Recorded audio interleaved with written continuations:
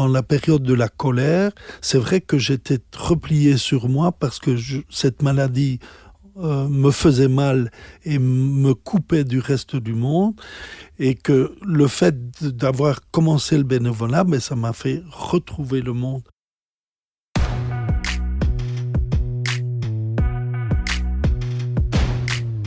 C'est au détour d'un appel à témoignage sur le volontariat via Facebook que je renoue avec Philippe, un professeur de religion de mon école secondaire dans la région de Charleroi.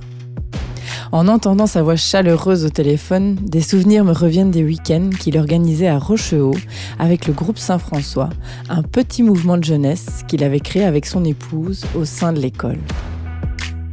J'en garde le souvenir de moments joyeux, de jeux, mais aussi de réflexions et de partage très authentiques. Partant pour partager son histoire au micro d'Inspiration, Philippe me donne rendez-vous dans sa yourte. Depuis la maladie de son épouse Françoise, il s'était installé au fond du jardin de son fils pour se rapprocher de l'hôpital. Et il y est resté depuis son décès, en 2020. En arrivant, je découvre un logis boisé et chaleureux avec une belle vue sur la campagne. Philippe m'accueille avec un bon feu dans le poêle, un café et un morceau de cake. Je le retrouve toujours aussi souriant et authentique que dans mes souvenirs.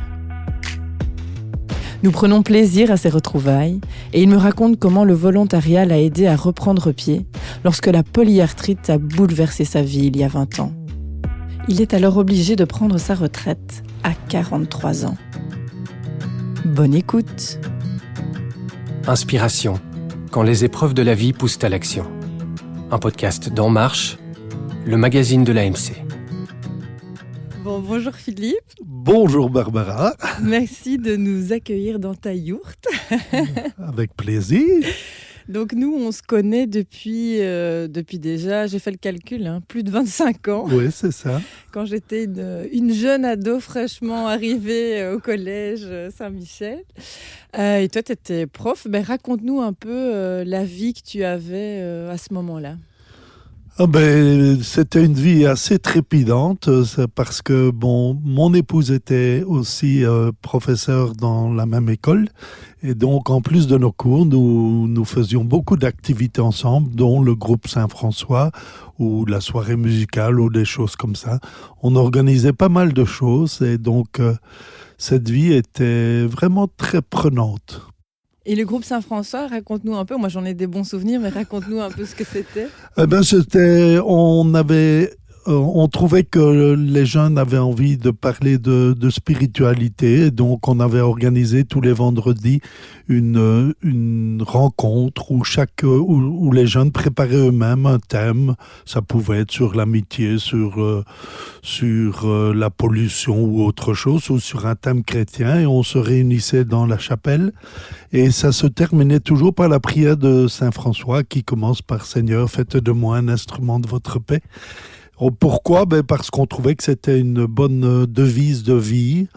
Et donc, c'est comme ça qu'on l'a appelé le groupe Saint-François. Et on partait régulièrement en Aïk avec eux ou bien à Thésée. Qu'est-ce qui te plaisait à ce moment-là, dans cette vie-là d'enseignant ? Ce qui me plaisait d'abord, c'était l'enseignement lui-même et surtout la possibilité au cours de religion de parler de sujets qui intéressaient les élèves. En dehors de mon programme scolaire, bien sûr.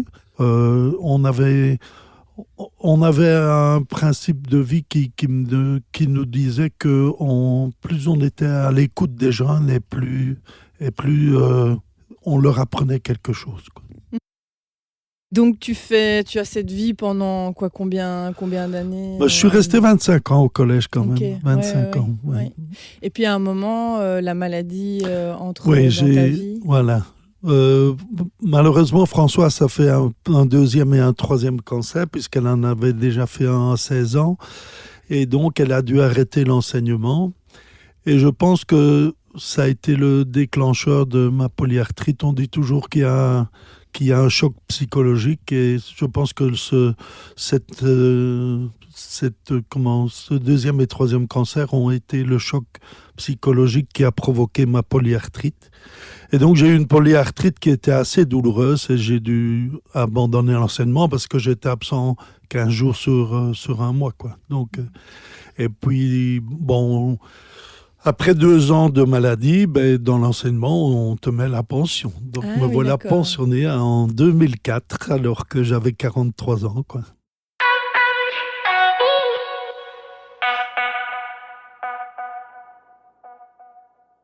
Je suis passé par toutes les étapes, je ne vais pas les dire ici, de la maladie, le déni, la colère, le repli sur soi. Ne plus faire de sport, ne plus... Parce que moi, je courais tout le temps, j'avais fait du football pendant 25 ans. Tout ça interdit quand on... Le vélo interdit parce que j'avais directement mal au poignet. Donc plein de choses que je dois abandonner. Ça a été très difficile au début, mais c'est vrai qu'avec Françoise, on s'est disputé plus d'une fois parce que j'étais infernal, parce que j'avais mal. Quelqu'un qui a mal, il est infernal ou il ne le sait peut-être pas. Moi, heureusement, c'est ma fille qui m'a fait comprendre un jour, écoute, papa, tu devrais te faire aider. Et c'est là que je me suis dit, alors, si elle me le dit, c'est que c'est vrai. Et je me suis fait aider. On a pris de l'aide au point de vue couple aussi. Ah oui. J'ai pris de l'aide pour moi psychologique. À cette époque-là, d'ailleurs, mon épouse, et je lui en rends grâce aujourd'hui, m'a offert un chien. Et tout bêtement, le fait de devoir sortir le chien 3 fois par jour, ça m'a redonné l'envie de marcher, parce que sinon je restais dans mon fauteuil, je ruminais de noir. Et donc, petit à petit, voilà, j'ai repris un petit peu goût à la vie et je me suis lancé dans du bénévolat.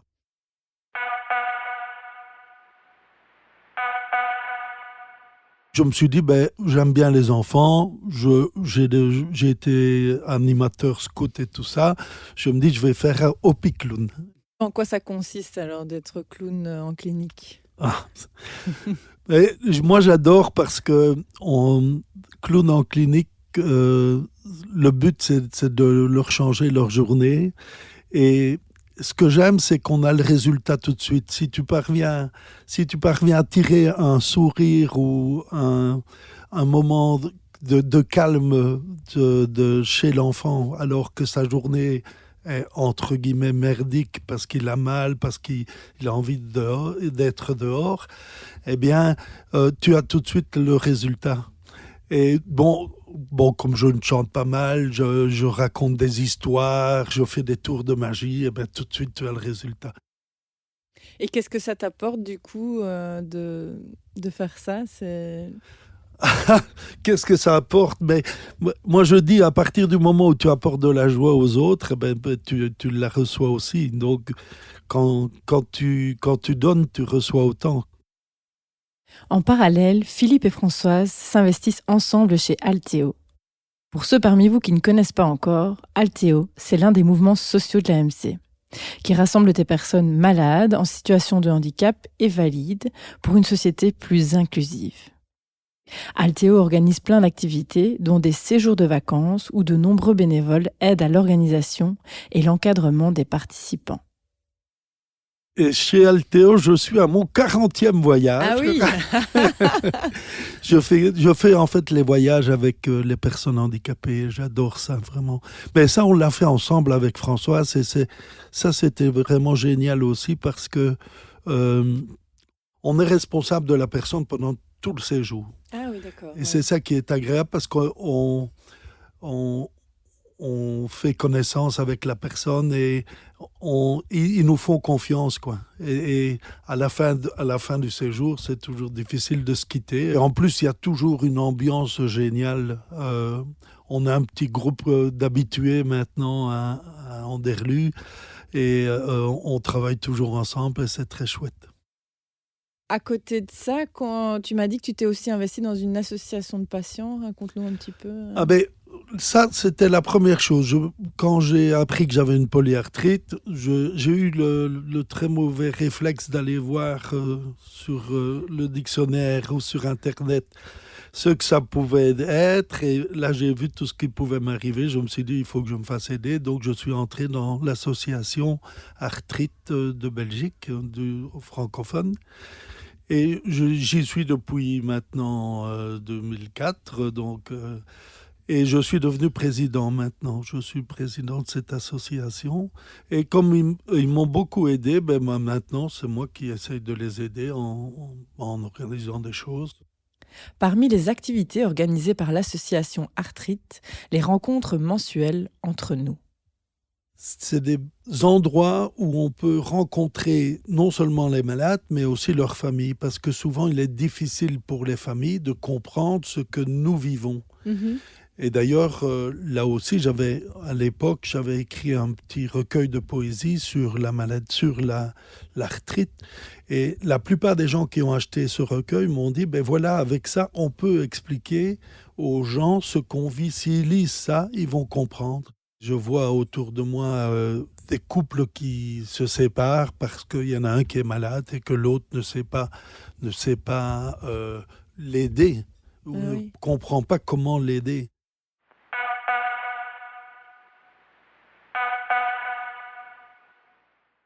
Et le volontariat, finalement, ça t'a construit une espèce de deuxième carrière, entre guillemets, compatible avec ta maladie Eh ben oui, parce que le volontariat, comme le nom le dit, c'est volontaire. Donc tu en fais ce que...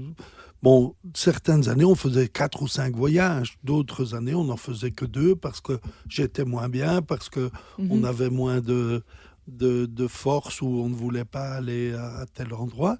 Le clown, c'est la même chose. Je fais le clown une fois tous les 15 jours.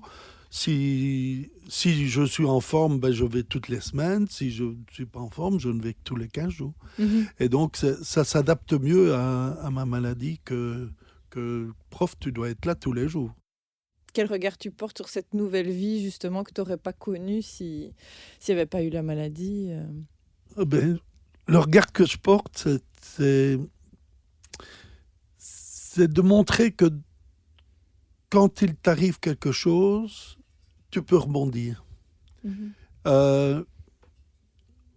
Encore une fois, notre métier de prof, on adorait ça, Françoise et moi, le groupe Saint-François, l'animation du collège, etc. Et il nous arrive ça, on a rebondi sur autre chose et on a été très heureux pendant 20 ans aussi, à 2.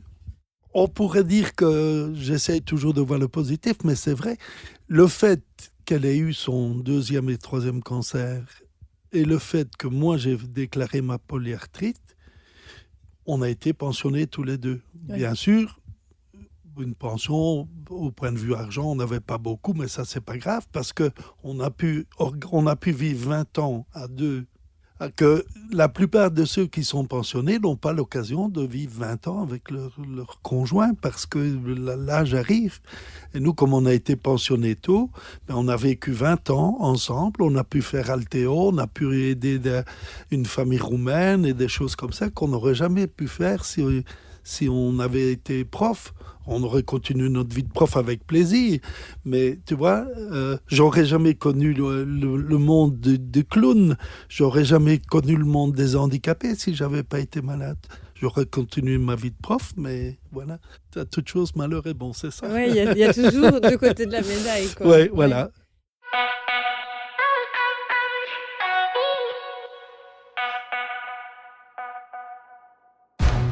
Malheureusement, en 2020, Françoise décède de son cancer.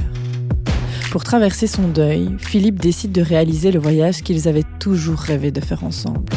Relier Thésée à Assise. 1364 km à pied avec la polyarthrite.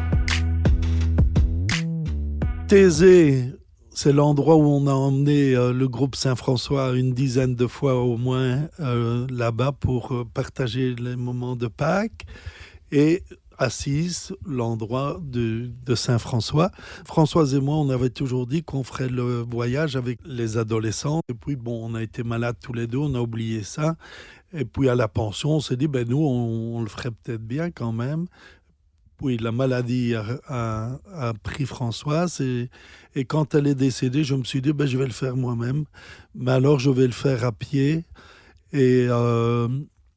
pour venir en aide à 2 associations, donc l'association Arthrite et la maison Mieux-être de Charleroi, où Françoise a été accueillie quand elle avait son cancer. C'était un sacré défi, ça, Ouais, à une période quand même difficile, avec des douleurs. Eh bien, je me suis préparé pendant 1 an. J'ai d'abord dû avoir la permission de ma rhumatologue et de mon médecin, parce que elles sont toutes les deux marcheuses. Elles se disaient, ben, écoute, pour le moment, tu ne sais pas. Donc, pendant 1 an, je me suis entraîné avec une coach sportive, avec une diététicienne, pour être sûr de pouvoir aller, parce que comme je le faisais au profit de 2 associations, les gens me donnaient de l'argent, et donc pour ne pas, entre guillemets, voler cet argent, je voulais réussir. Et c'est ce qui m'a permis d'arriver, je pense, le fait qu'il y avait plein de gens derrière moi qui m'avaient aidé. Et donc, je suis arrivé à le faire et à pouvoir donner pas mal d'argent aux 2 associations. Et raconte un peu comment tu as vécu ce voyage. C'était combien de kilomètres par jour? J'imagine qu'il doit y avoir des anecdotes. Oh, il y a pas mal d'anecdotes. Mais d'ailleurs, j'ai écrit un petit bouquin que je vends pour le moment, Thésée assis, un chemin de simplicité. J'ai marché 69 jours pour arriver là-bas. J'étais persuadé que je n'arriverais pas au bout. Je me dis, c'est pas possible, parce que je vois bien, quand je travaille dans le jardin, je dois m'arrêter toutes les 2 heures et pour être sûr de ne pas avoir de douleur le lendemain. Et là, j'ai marché 20 km par jour, et je marchais souvent d'un trait, parce que comme il faisait très chaud, je me levais avec le soleil à 5 heures du matin, et j'étais arrivé à midi à l'endroit où je voulais aller. Ça me donnait la possibilité de visiter. Je me dis, mais à ce train-là, mon corps ne tiendra pas. Et miraculeusement, il a tenu. J'ai eu une crise d'arthrite à un poignet, parce que dans les montagnes, il faut s'aider de ses bâtons. Et il y a un poignet mais ça a duré 3 jours. Je n'ai pas utilisé ce poignet pendant 3 jours, et puis ça a été. Qu'est-ce que ça t'a apporté, ce voyage? Mais le voyage, il était aussi pour m'aider à traverser mon deuil, parce que j'aime pas l'expression faire son deuil. On ne sait pas faire son deuil. Quand on a perdu quelqu'un qu'on aime, on ne sait pas l'oublier. Mais le traverser, passer à autre chose avec son souvenir, ça me parle mieux. Et donc, ça m'a permis de faire ça. Et ça m'a aussi... le fait de le faire seul, ça m'a ouvert d'autres voies. Je pense que le titre de mon livre est bien ça, c'est Un chemin vers la simplicité. C'est pour ça que j'ai choisi de vivre dans une yourte, d'abandonner plein de choses, de donner et de me consacrer à l'essentiel dans la vie.